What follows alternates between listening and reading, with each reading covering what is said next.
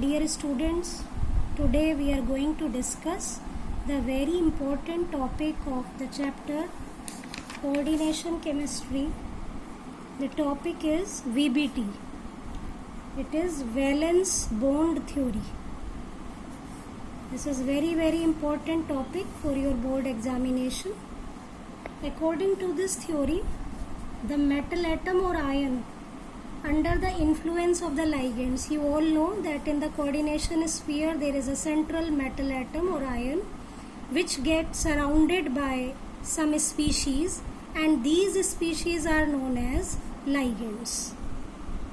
Ligands are considered to be electron rich.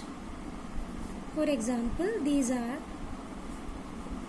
6 ligands surrounding a central metal atom or ion.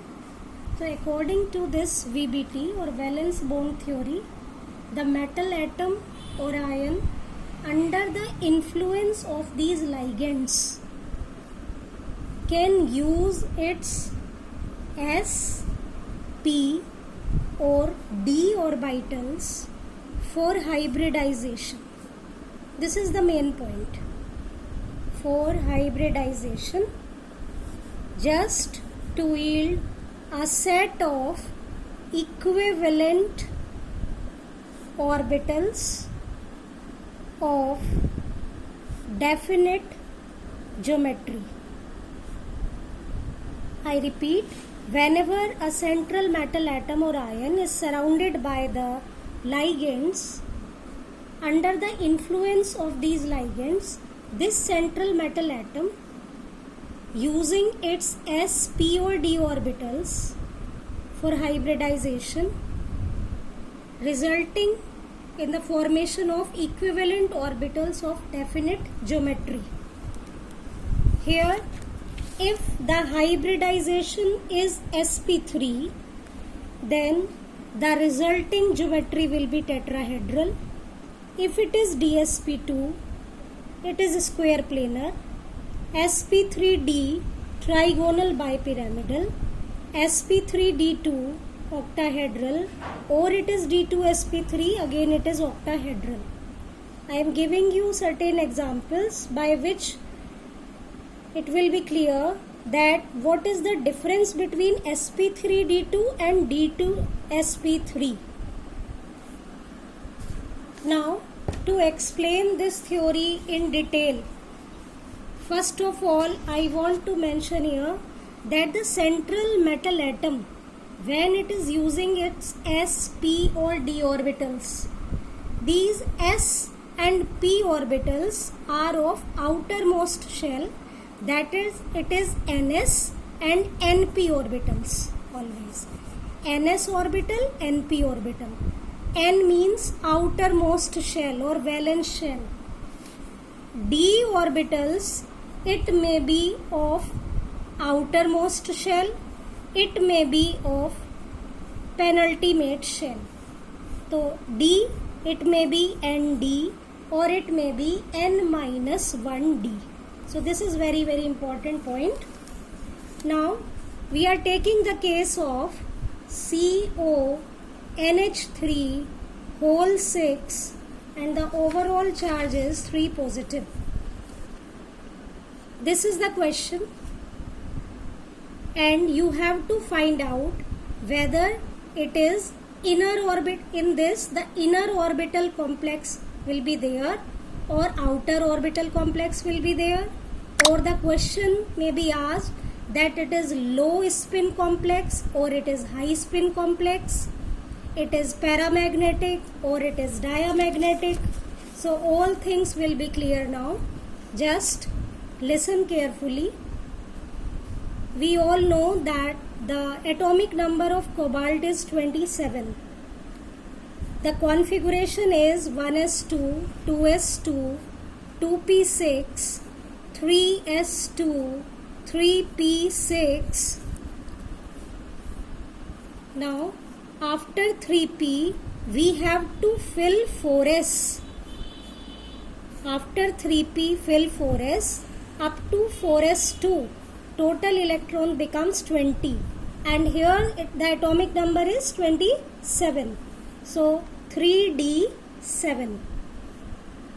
Cobalt configuration हमने लिख दिया है 1s2 2s2 2p6 3s2 3p6 4s2 3d7.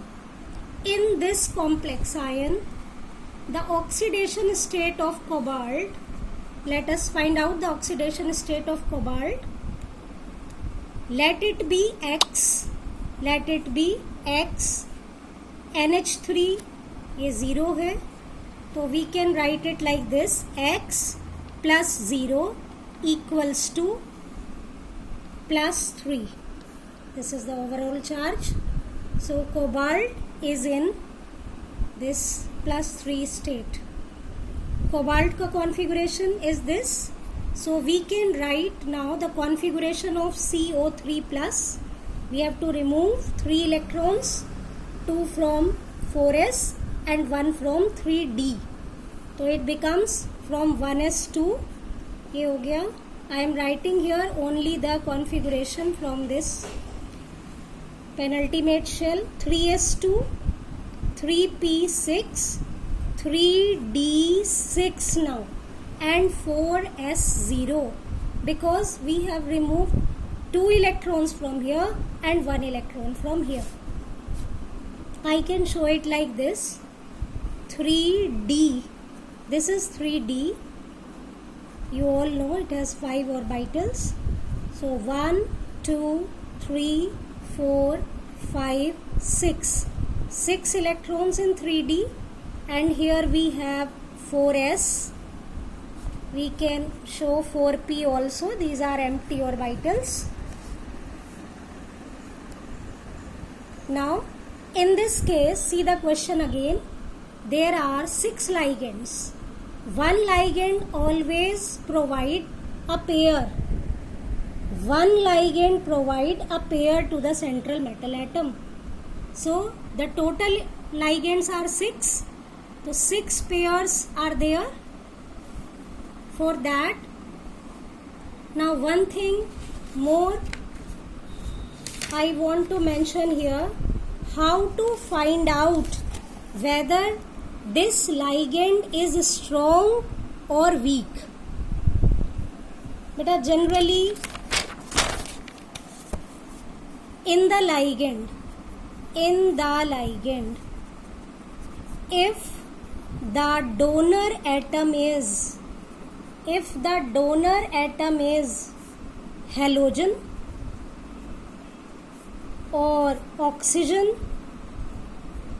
or sulfur, then the ligand is considered to be weak field ligand. It is weak field ligand. Then if donor atom is carbon or nitrogen or phosphorus, then the ligand is considered to be a strong field ligand. Now in this case the ligand is NH3. It means the donor atom is nitrogen, so it is a strong field ligand. You can see in the example the ligand is NH3, so it is a strong field ligand. Then these electrons present in the d orbitals, they get arranged, so we obtain 3 orbitals fully filled up under the influence of the strong ligand, that is NH3. ये electrons यहाँ adjust हो जाएंगे, because in one orbital maximum 2 electrons can accommodate. But if ligand is weak field, then they will not get paired. In our case, the ligand is producing strong field. So 3 orbitals, and now the 2 orbitals we are getting from this 3d only. यहाँ से ये empty हो जाएगा, because already these 2 electrons are adjusting here.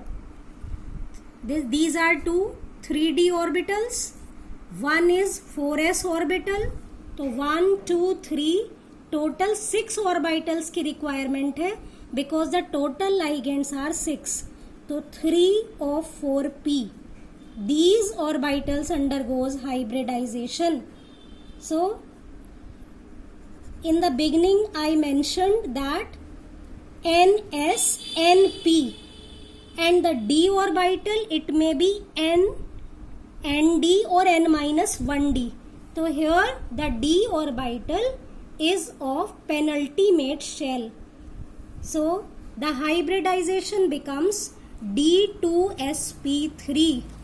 You see in your NCERT book also d2sp3 hybrid orbital. Why we are writing d2?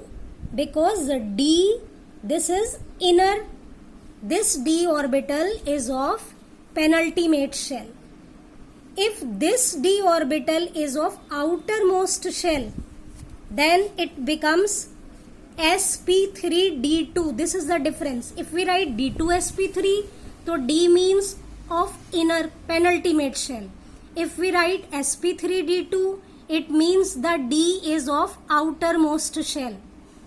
So whenever such type of complex is formed, it is inner orbital complex because d orbitals are involved of penultimate shell. Otherwise it will be outer orbital complex. In my next video I will explain you about the paramagnetic and diamagnetic nature of these complexes. Thank you.